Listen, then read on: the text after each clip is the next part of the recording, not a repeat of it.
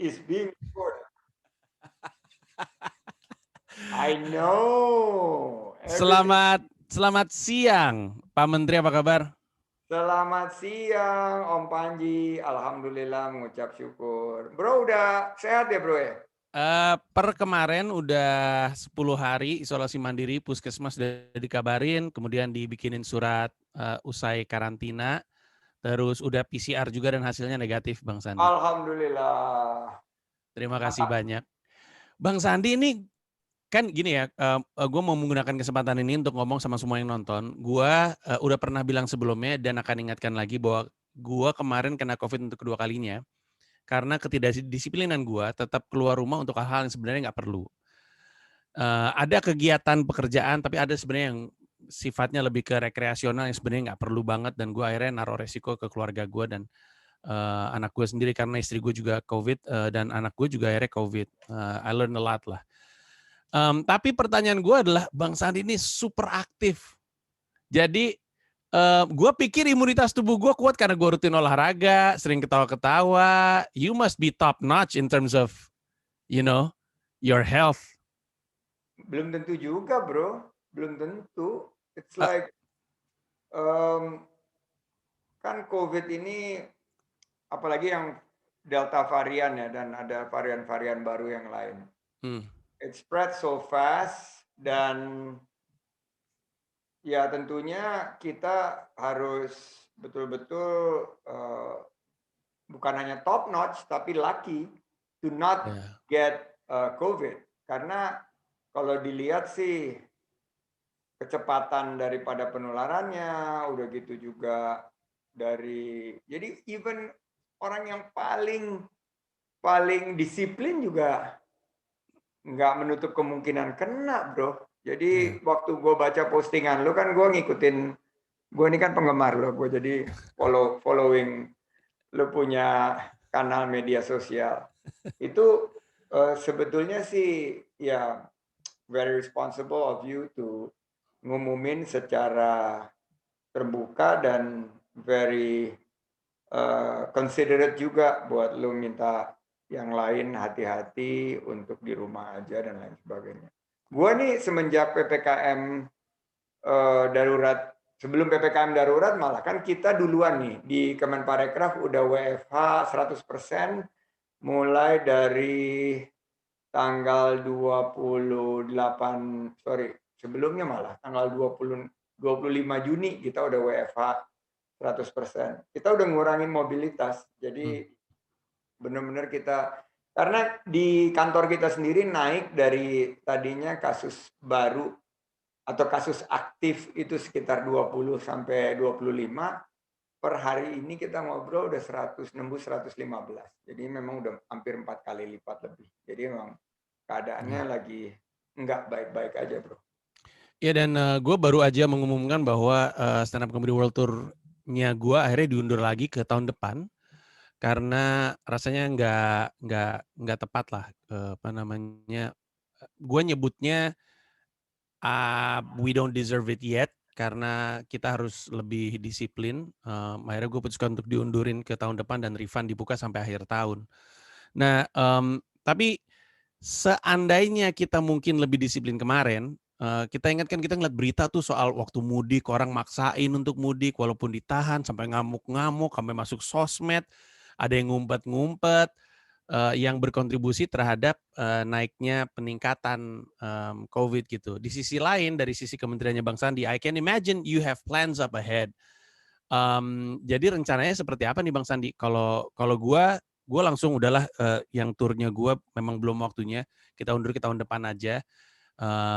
Karena kayaknya nggak siap di akhir tahun dan awal tahun suka naik lagi. Dan gue mau double down di live streaming komedi kalau gue.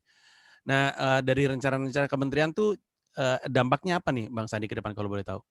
Ya, PPKM darurat ini mengubah rencana-rencana yang kita udah susun dan rencana-rencana itu nanti akan menyesuaikan dengan pola sandbox, di Apa tuh mana Bang? kita siapkan koridor-koridornya. Jadi kebijakan kita ini harus dinamis, harus mampu untuk menjawab segala situasi. Misalnya situasinya meningkat di beberapa kota, ya tentunya kita perketat. PPKM darurat ini kita tegas, kita perintahkan destinasi wisata dan sentra ekonomi kreatif tutup. Dan untuk yang di zona kuning dan hijau menyesuaikan dengan protokol kesehatan yang ketat dan disiplin. Jadi kita punya program seperti Work from Bali itu ditunda dulu, terus kita punya program wisata vaksin juga ditunda, terus kita Bali reopening itu juga melihat situasi karena Juli targetnya dari Presiden, jadi kita mesti lihat dulu prakondisinya. Tapi di sisi lain nih, Chief, ada kan ekonomi kreatif dengan 17 subsektornya. Jadi kita langsung genjot habis kemarin kita temu akbar sama para pelaku kuliner difasilitasi sama salah satu platform teknologi. Ketemu sekitar 3.000 sampai 4.000, kita challenge mereka untuk meng-onboard, membantu pemerintah meningkatkan digitalisasi dari para pelaku usaha kuliner dan ekonomi kreatif lainnya ke target sekitar 10 juta. Jadi itu yang pertama. Yang kedua, bantuan-bantuan untuk pelaku pariwisata dan ekonomi kreatif ini mesti dipercepat, seperti dana hibah pariwisata, bantuan insentif pemerintah, bantuan sosial, bantuan likuiditas, bantuan untuk restrukturisasi kewajibannya terhadap perbankan, sehingga mereka tidak akhirnya masuk ke dalam teritori yang disebut sebagai permanent damage atau kerusakan permanen. Yang ketiga, kita ingin bahwa justru di tengah-tengah pandemi ini kita melakukan reformasi struktural dari kebijakan pariwisata dan ekonomi kreatif kita menuju pariwisata dan ekonomi kreatif yang lebih berkualitas dan berkelanjutan. Jadi kita sekarang lagi meluncurkan program Green Sukuk untuk membantu usaha-usaha di bidang pariwisata dan ekonomi kreatif untuk konversi dari penggunaan energi yang tidak ramah lingkungan ke yang ramah lingkungan, misalnya program untuk menghemat air, program untuk mengelola sampahnya lebih baik, yang seperti itulah yang bisa dikerjakan. Dan kegiatan-kegiatan lain ya harus menyesuaikan dan menunggu PPKM darurat ini. Tapi misalnya ada gini nih, Danau Toba itu hijau bro, hijau, hijau banget, dan mereka udah punya event yang kita siapkan kan. Pertanyaannya go or no go. Nah kita dengan sandbox ini kita bicara sama Satgas Covid setempat. Kita lihat yang akan datang ke sana. Apakah aman? Nah ini nanti akan diputuskan on a case by case basis. Program-program tersebut. Kalau misalnya yang datang itu harus di PCR, terus vaksinasinya juga sudah mencapai target, itu nanti Satgas Covid-19 akan memberikan clearance go or no go. Toraja Highland, Toraja ini super green karena for some reasons case-nya tuh rendah banget di Toraja. Jadi mereka nanya juga gimana nih kita punya Toraja Highland dari 13 sampai 18 Juli. Saya bilang gimana Satgas Covid? Satgas Covid bilang go. Oke, kita lihat on a day to day basis ya. Jangan sampai nanti gara-gara kita tadinya Toraja hijau banyak datang dari Jakarta terus malah jadi nggak keru-keruan, malah meningkat di sana. Jadi itu yang kita lihat on a ad hoc day to day basis. Baik, Bang Sandi mohon maaf, saya lupa saya lagi ngomong sama menteri dari tadi gue lu aja nih. Kalau udah menjabat kan sebenarnya menteri ya, saya mengganti istilah yang saya gunakan dengan saya. Lah, biasa aja bro. Jangan Pak Menteri. Itu nggak enak malah nanti nggak free flowing gitu, nggak free flowing kan. Kalau dulu ngerosting gua kan juga mana enak ngerosting Mas Menteri gitu. Nggak cuman ngerasanya canggung aja. Kalaupun misalnya saya udah di usia yang 50-an lalu saya punya sahabat jadi presiden, ketika dia jadi presiden juga saya panggil Bapak gitu kan, udah nggak gue lu lagi sama presiden. Lebih ke hormat atas jabatan aja Bang Lu Sandy. manggil Mas Anies apa Pak Gubernur? Lu manggilnya apa? Mas Anies. Iya kan nggak berubah kan? Ya iya sih. Cuman nggak enak aja, canggung. Oke, tapi berkaitan dengan itu ya, kalau saya datangnya kan dari industri panggung, waktu itu kan sempat ada surat terbuka tuh. Tentu mereka bisa memaklumi, teman-teman yang sebelumnya ada surat terbuka dari pelaku festival, surat terbuka dari pelaku industri film, mengharap supaya ada bantuan dari sisi pemerintah untuk mereka kembali bergulir. Tapi kan sekarang kan kondisinya lagi rumit, apalagi ini kebenarannya masih belum tahu ya. Tapi ternyata WHO tuh ngomel-ngomel karena gara-gara Piala Eropa tuh ada banyak peningkatan lagi di beberapa negara. Skotlandia tuh naiknya ribuan gitu. Apakah terlalu cepat? Ini pertanyaan untuk gue sendiri juga. Maksudnya gue juga pengen tahu gitu. Apakah menurut Bang Sandi terlalu cepat untuk berharap apapun acara di atas berapa ya 500 penonton untuk tahun ini? Karena gue dengar sempat ada festival yang lagi disodorkan izinnya, festival apa ya, jazz kalau nggak salah, gue lupa. Apakah terlalu dini untuk berharap atau terlalu dini untuk menjawab bahwa ini belum tentu bisa? Jadi konsep sandbox kita ini kan waktu habis surat terbuka itu kan teman-teman kan datang ke tempat gua, terus kayak pada minta-minta maaf gitu, waduh kita nih harus mengeluarkan satu surat resmi. Gue bilang nggak apa-apa, suratnya kirim ke presiden sekalian supaya presiden tahu ini cara kita mengelola pemerintah. Sekarang kan semua terbuka, transparan. Jadi kirim dan benar begitu habis dikirim, gue dipanggil sama presiden dan itu jaraknya nggak nyampe seminggu gitu. Gue dipanggil ke istana, gue kumpulin para pelaku industri film, seni, musik, dan lain sebagainya. Akhirnya resolusinya karena pada saat itu lagi menurun dan landai, dan fasilitas kesehatannya juga di bawah 30%. Kalau nggak salah, Wisma Atlet itu di 15%. Terus keadaannya kondusif, Presiden akhirnya bilang, oke, kamu tolong koordinasi sama Kapolri, sama Satgas Covid. Ya udah, terus keluarlah maklumat Polri dan Satgas Covid bahwa kita keluarkan kebijakan sandbox ini, di mana kalau zonanya hijau, go, zona kuning bersiap-siap, zona oranye, hybrid, zona merah nggak boleh gitu loh. Nah jadi persiapannya dimulai, termasuk Java Jazz yang gede sama Dewi. Tapi saya serahkan kepada mereka semua karena saya bilang ini akan berubah. Begitu COVID-nya naik, semuanya juga akan mengikuti, akan karena namanya konsepnya adalah dynamic gas rem, ini akan mengikuti. Jadi kalau pertanyaannya is it too early? Maybe. If it's too plenty of hope, kan yang harus kita berikan kan harapan, semangat. Berkarya itu nggak boleh berhenti.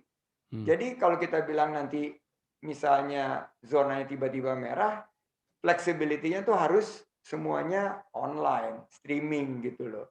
Dan sebagian nggak siap, kayak Mbak Dewi, gontak, akhirnya mutusin, udah deh San, gue tahun depan aja deh, kalau vaksinnya udah lebih ini, oke, I appreciate that. Tapi ada yang oke, tetap maju dengan segala resikonya, dan ada yang berhasil, ada yang kita kerjakan sendiri juga hybrid, berhasil. Nah ini yang berjalan, tapi di tengah-tengah PPKM sekarang darurat ya berhenti semua. Kalau mau kegiatan ya semuanya fully online gitu. Ya, ya. Oke kalau begitu itu cukup menjawab dengan jelas. Nah terkait dengan tadi saya kagok manggil gue lu ke seorang menteri, kayaknya terakhir kali kita duduk bareng juga belum menteri kan? Di tempat gue ya belum. Iya belum tuh. Belum pakai celana pendek itu kan? Iya. Biasa orang kalau baru kurus suka jadi dandan. Baju jadi lebih asik juga nih pakai celana pendek nih kalau udah kurus nih. Kalau gendut kan apaan sih om gendut pakai celana pendek gitu. Kalau kurus tuh lebih enak. Nah, cuman apa yang berubah dari apa namanya, udah pasti berubah sih, udah pasti berubah. Tapi tapi kan maksudnya sebelum jadi menteri pun kesibukan tinggi, setelah jadi menteri, I guess what I'm trying to say is how's life now that you're, you know, menteri Parekraf gitu? Tough ya, very tough karena dan prihatin. Hmm.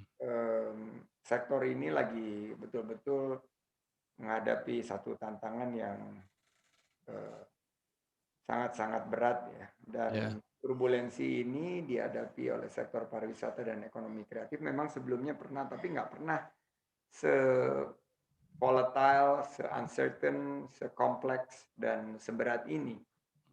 Sehingga kita harus memang memberikan perhatian lebih ya kepada masyarakat yang betul-betul membutuhkan, karena ada 34 juta masyarakat Indonesia yang menggantungkan penghidupannya di sektor pariwisata dan ekonomi kreatif. Jadi tantangannya gimana kita Kemenparekraf bisa menghadirkan kebijakan yang tepat manfaat, tepat sasaran, dan tepat waktu. Itu yang pertama. Yang kedua, kita harus dipaksa nih, COVID-19 ini kita dipaksa untuk meningkatkan keterampilan kita dan keterampilan pelaku pariwisata dan ekonomi kreatif untuk mengakselerasi program-program inovasi, adaptasi, digitalisasi, maupun kolaborasi.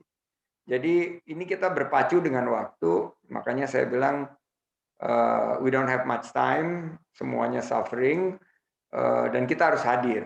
Karena pemerintah itu punya 3 tools. Yang terpenting pertama adalah policy, kebijakan, kedua adalah anggaran yang semakin menipis, karena kita reallocate semua anggaran kita untuk melawan COVID. Dan yang ketiga adalah kehadiran kita. Paling enggak dengan hadir, dengan menyentuh masyarakat, ya mereka masyarakat yang terdampak itu merasa diperhatikan, merasa disentuh, merasa dimanusiakan. Nah ini yang menjadi tantangan kita. Dan ya ini masa-masa yang sangat berat ya. Dan kalau ada yang kemarin ngirim artikel lucu banget. Ini di private equity kan dunia investasi dan private equity itu sempit banget dan terkenal paling kompleks. Terus ada analis yang mengupas 10 tahun lalu gua sama 10 tahun lagi. Jadi 2011 gua seperti apa dan 2021. Jadi mereka bilang bahwa ya dunia investasi keuangan private equity itu mungkin kompleks, tapi belum pernah ada yang sekompleks kejadian yang sekarang dialami di sektor pariwisata dan ekonomi kreatif. Jadi ya itu yang harus kita sama-sama solusikan. That's very true. Tadi Bang Sandi juga bilang soal kehadiran. Gue perhatiin Bang Sandi juga dalam kapasitasnya menjadi seorang menteri mencoba untuk menggunakan influence-nya sebagai sebentuk endorsement juga kadang-kadang. Kayak gue ngeliat waktu Taslim ya, yang ketemu sama Bang Sandi ya. Sambil cerita soal filmnya dia, Mortal Kombat. Itu kan jadi orang jadi punya perhatian terhadap film tersebut, harapannya waktu itu ikut nonton. Terus begitu Bang Sandi juga, ini gue aja belum pernah, padahal gue pengen banget. Apa sih namanya tempat lapangan basket yang di Bogor tuh yang kayak yang semi keren banget. Keren. Itu keren banget namanya, bucket list. Bucket list ya, betul. It should be on my bucket list. Tapi itu bagus banget kayaknya ya, keren banget ya. Keren. Karena Panji senang basket, it's a must. It's your bucket list dan nggak terlalu jauh dari Jakarta, cuma sejam. Iya, itu tuh jadi kayak ada miniaturnya Michael Jordan's Playground yang zaman kita kecil, bukan zaman gue sih kecil, itu ada juga di situ ya? Ada di situ, dan United Arena itu kan dulu direnovasi, terus hardwood floor-nya itu di situ ada juga, dibeli satu section sama, kebetulan ini yang teman, jadi itu Chief Financial Officer dari salah satu perusahaan yang aku invest dulu, namanya Mas Helmi, dia orang Bogor, dia he's just so passionate about basketball gitu, dan I thought I'm passionate, ternyata Dia tuh gila, detail sampai detail sedetail-detailnya. Aku bilang sama Erik ya, Erik Thohir, "Rik, lu mesti ke sini, Rik. Ini kita tingkat kegilaan kita tentang basket mah bisa disamakan nih sama orang ini karena semua bajunya Michael Jackson lagi, Michael Michael Jordan. Jordan. Michael Jordan dari SMA sampai dia retire ada. Bajunya Karim Abdul-Jabbar, Magic Johnson, Larry Bird, semua ada di situ. Dan original, yang original semua yang ada tanda tangannya. Gila itu sih. Ngumpulinnya aja gimana, kita bingung itu ngumpulinnya gimana. Itu ngomong-ngomong soal apa namanya temen ya, temen abis itu juga tadi sempat ngomong Erick Thohir juga. Gue ingat waktu itu sempat ramai di internet. Kayaknya yang posting, gue lagi Google deh. Kayaknya yang posting Mas Erick Thohir ya bener. Mas Erick Thohir posting foto dari zaman nggak tahu nih tahun berapa, tapi ada Bang Sandi dan Bang Sandi muda banget mukanya di sini. Berarti emang awet muda dari zaman dulu ya. Tahu nggak foto yang gue maksud yang diposting sama Mas Erick Thohir? Oh, yang dulu yang lagi kuliah. Kayaknya lagi di luar negeri sini, iya. Sama Lutfi. Iya. Ini Iya, tuh iya. semuanya tuh udah semuanya tuh bergabung di kabinet atau gimana sih? Gimana sih ceritanya itu sekolah atau apa itu? Itu lagi tahun 90 kalau nggak salah, tahun 90. Itu kita lagi kunjungan di Boston Oh, di Boston. Amerika. Mas Erik kan sekolahnya di West Coast. Lutfi waktu itu juga pindah. Lutfi tadinya di Midwest, terus pindah ke West Coast. Aku memang udah di East Coast. Aku sekolahnya di DC, terus ada event besar di Permias di Boston. Event anak-anak Indonesia lah. Nah, kita kumpul di situ. Terus foto itu sebetulnya sebelah kanannya itu ada Rosan, yang ketua Kadin yang sekarang dubes Oh iya. Amerika. Jadi itu kemarin foto itu yang diunggah sama dia. Sekarang kita lagi tiga-tiganya kerja buat Pak Jokowi di kabinet, terus dia bilang reuni gitu loh, reuni. Kalau nggak salah ada Mbak Nurnya juga di depannya. Ada betul. Ada Mbak Nurnya. Jadi Mbak Nurnya kita ganti Bahlil kemarin. Karena By the way, Bahlil teman juga dari dulu. tapi ngomong-ngomong pertemanan, nah ini kan anak muda kan pada itu umur berapa tuh Bang Sandi? Mohon maaf. Aku tahun 90 umur 21. Oke. Kan banyak nih anak muda umur 21, mereka membayangkan, wow, gua nih sama pertemanan gua nih, this could make it or break it gitu. Pertemanan macam apa nih yang pada akhirnya akan mengarah kepada, maksudnya kan coba itu ada 3 atau 4 orang yang di tempat yang sama, akhirnya sama-sama bekerja jadi ngedukung Jokowi di pemerintahan gitu Pak Jokowi. What kind of Ya, pertama friends do you have to surround yourself? pertama that choose your friends. Bahwa kita waktu itu semua in highly competitive situations,